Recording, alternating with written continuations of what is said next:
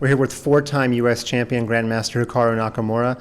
Hikaru, how important was it for you not to have to play a tiebreak tomorrow?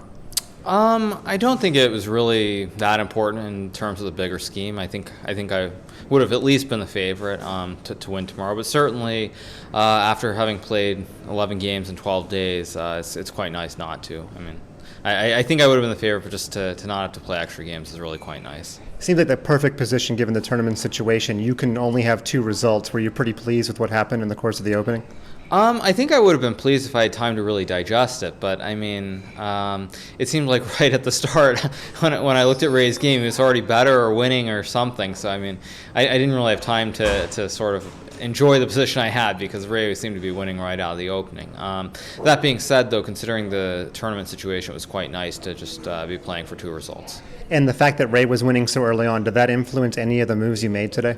Not really. I mean, Alex surprised me, so kind of my mindset was just to try and steer the game into calmer waters. And I mean, I saw the position Ray had, but I kind of didn't really have many options in my game. I mean, if I had options to kind of go a certain way, maybe I would have played differently, but it kind of was a situation where I just had to find the best moves. So there weren't opportunities to play play something aggressive. It was an end game pretty much. Is there a little piece of you that wanted to show off some of your blitz and rapid skills? Perhaps. I mean, I felt kind of like I did in Gibraltar, actually. You know, at the end, I think Howell had a chance to catch me. Obviously, Ray didn't have a chance here. But, you know, I drew Howell in a long game there, and I wasn't happy. And I also drew Ray here. So maybe not from the standpoint of necessarily showing off, but just to beat him since I failed to do it in the main tournament. That being said, it's not that big of a deal. Between Gibraltar, Zurich, and St. Louis, you've gone 3 for 3. Can you remember the last time you won 3 tournaments in a row? I don't think I ever have. Maybe I tied for first in some of the Opens back in the old days, but I think it's fairly unlikely that I ever won 3 in a row. And I know you said you'd sacrifice all of these victories for a victory in the FIDE Grand Prix. You almost made it seem like it was a bad omen that you're waiting for the shoe to drop or something. Do you feel like the momentum is more important than any sort of bad thoughts or anything? I mean, I think in general it's just you don't usually win this many tournaments in a row unless maybe your name is Magnus. But in general, I think for the most part I played the best chess here, so I think I deserved it. But again, I think I can do better than this, and I think I'm going to have to do better than this in the Grand Prix. How much have you looked at the numbers? Do you know what placement you have to finish in the final FIDE Grand Prix event to qualify for the candidates? Well, I think I just have to finish ahead of Tomaszewski or Caruana to guarantee a spot. So, I mean, obviously they're both playing. They're both very strong players, and we'll see what happens. But I think if I play well, good things will happen. You said this tournament was incredibly stressful because even a draw would lose 3 points. Can we expect you back next year, or will it depend on some other things going on in your career? Well, I mean, I think it's fairly likely I'll be back. But again, obviously, everything seems to depend on the FIDE cycle and when the tournaments are. So who knows? But assuming that there are no conflicts, I think it's fairly likely that I'll compete next year. You're doing really well. Where do you spend all your money? Do you have any vices or any kind of restaurants or anything that you're going to take yourself out to? I mean, not really. I mean, I just take my money and invest it. So that's generally what I'll do.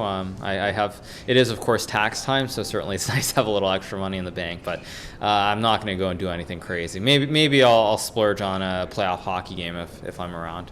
And what about the St. Louis Cardinals game tomorrow? Any thoughts about going to that? I didn't know there was a game tomorrow, but certainly I'll consider going. How will you spend this free day that you've got tomorrow while you await the closing ceremony?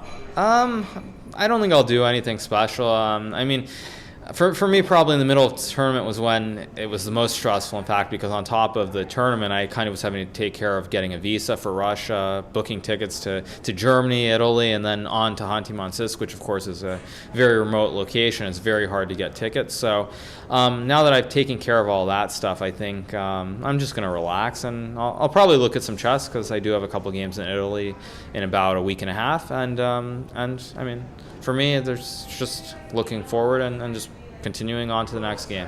Are you generally comfortable playing in Khanty? I mean, I know that sometimes Americans feel like it's a bit of a foreign land out there. I haven't been, so is that a comfortable location for you? I mean, I've only been there twice. It's not necessarily my favorite location, but it's not horrible as long as you're not there in the winter.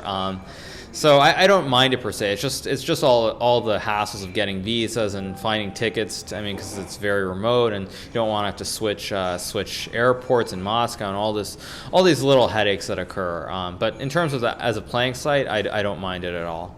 Last question. In 2014, it was announced that the 2016 World Championship would be somewhere in the U.S., perhaps even your home city of New York City. How much does that mean to you to possibly try to do well and qualify for a World Championship in your hometown? Well, first of all, New York City is not my hometown. I'm from the suburbs. I grew up in White Plains, New York. So it's not my hometown, but of course, I've spent more time in my life probably in New York City than anywhere else. So certainly it would be nice.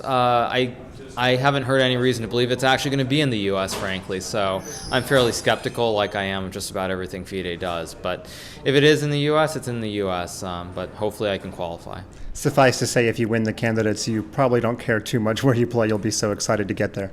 Well, I think if I were to win the candidates, I would want to play somewhere like New York probably, or maybe California actually, since I've been out there quite a bit recently. But for the most part, just getting there is the goal. And I mean, as we saw even with Magnus, it took him a long time just to get to the World Championship match. I mean, there are a lot of hurdles, and so if I get there, I mean, it's not going to matter where I play. Just getting there is the goal.